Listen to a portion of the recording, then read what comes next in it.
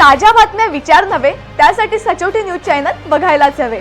ज्ञान मनोरंजन संस्कार देणारे चॅनल सचोटीला सबस्क्राइब करा, बेल आयकॉनचे बटन दाबा, सोबत शेअर करायला विसरू नका।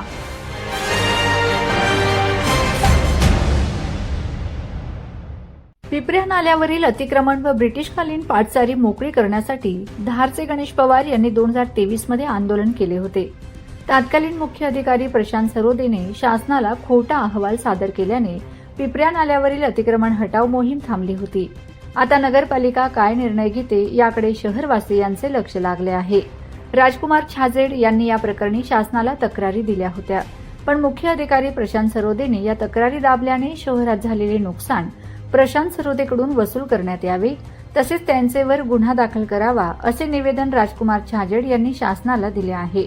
मुख्य अधिकारी गणेश शिंदे यांनी पिपऱ्या नाल्यावरील अतिक्रमण काढावे अशी मागणी होत आहे।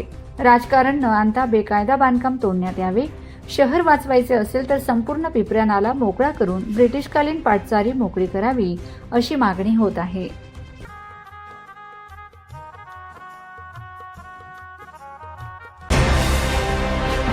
ताज्या बातम्या विचार नव्हे त्यासाठी सचोटी न्यूज चॅनल बघायलाच हवे। ज्ञान मनोरंजन संस्कार देणारे चॅनल सचोटीला सबस्क्राइब करा, बेल आयकॉनचे बटन दाबा, सोबत शेअर करायला विसरू नका।